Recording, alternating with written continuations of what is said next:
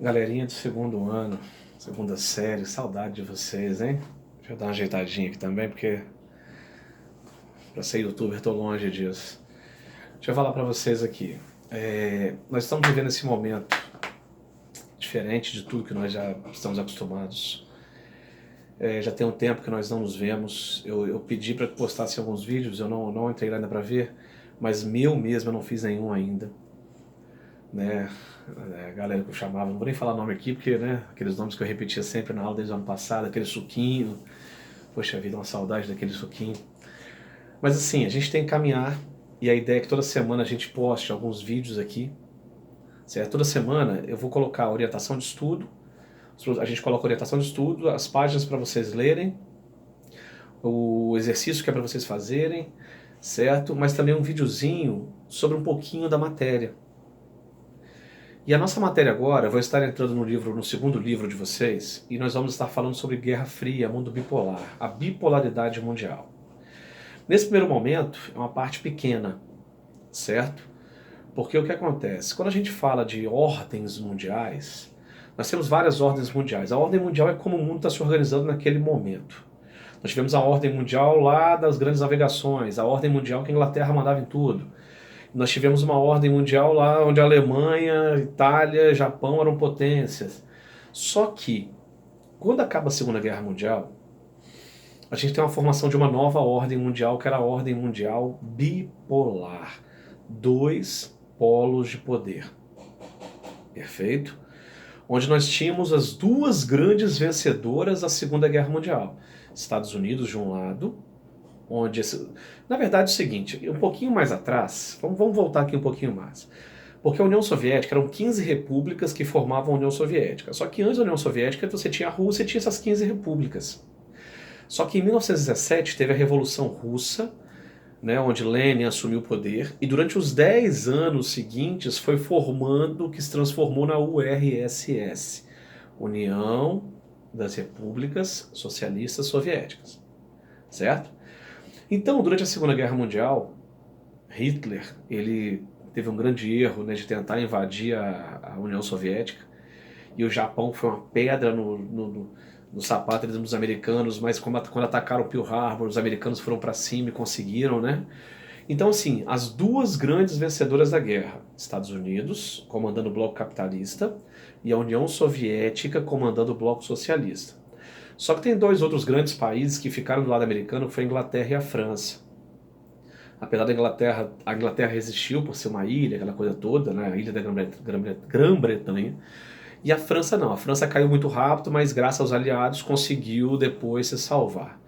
Então, basicamente, você tinha Estados Unidos, França e Inglaterra de um lado, mas os Estados Unidos como grande potência, e do outro lado a União Soviética.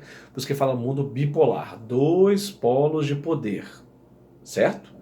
Tanto que o mundo foi dividido nesses dois polos de poder. O mundo. A Europa foi dividida ao meio. Né? Na América, qualquer país que tentasse sair do capitalismo, os americanos rapidamente interviam, como aconteceu, por exemplo, no golpe militar no Brasil em 64. O nosso presidente tinha uma orientação socialista ali, quando pensou de repente um pouquinho no socialismo, os americanos deram um jeito e ajudaram, ou rolou o golpe aqui e acabou a ideia de socialismo no Brasil. Beleza. O único país das Américas que conseguiu se manter socialista durante muito tempo, e até hoje se diz, mas já mudou bastante, é Cuba.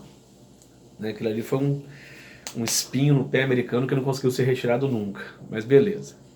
Então, assim, quando a gente fala de guerra, de ordem mundial bipolar, a bipolaridade é uma coisa. A Guerra Fria ocorreu dentro da ordem mundial bipolar, certo? Então, características, olha só. Quando começa a ordem mundial bipolar, começa uma disputa entre os dois. Europa é dividida. Europa Oriental socialista, Europa Ocidental capitalista. Tanto que existiu uma expressão que foi criada que é a cortina de ferro. A cortina de ferro não existe de fato, mas é uma linha imaginária que separava as duas Europa. Por que cortina? Atrás de mim tem uma cortina, certo? Ela impede que eu veja lá fora e impede que me vejam. Então a cortina de ferro é porque ninguém via o que acontecia de um lado ou do outro. Tanto que durante a Guerra Fria, que foi ali uma disputa tensa entre os dois países e mundo, a espionagem era algo muito comum. Era algo muito comum. Então, assim, olha só, os americanos, a Guerra Fria começa quando, em 1947, começa a doutrina Truman.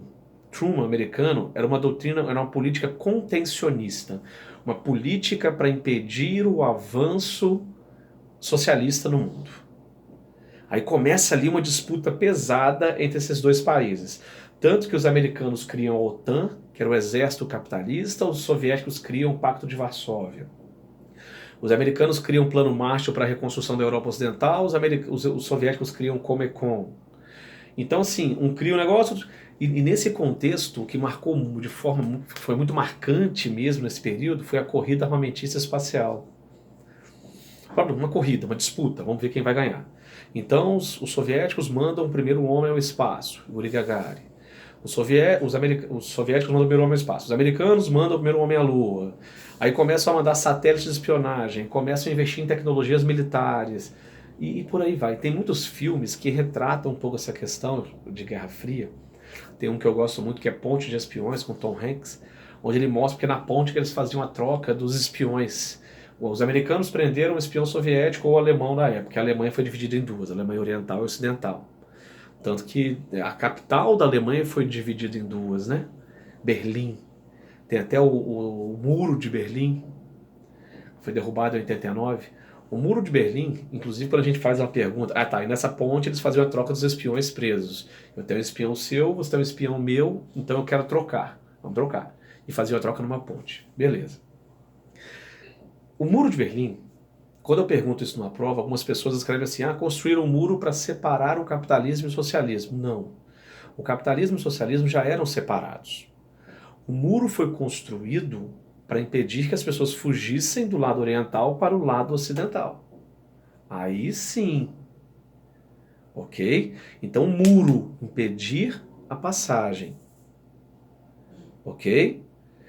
Em 89, acabando a Guerra Fria praticamente, então o muro acaba caindo, as Alemanhas depois se reunificam. Mas assim, aqui eu estou fazendo só uma introduçãozinha. Nós vamos fazer esses vídeos curtos por semana, porque afinal de contas vocês vão ter vídeo praticamente de todas as matérias.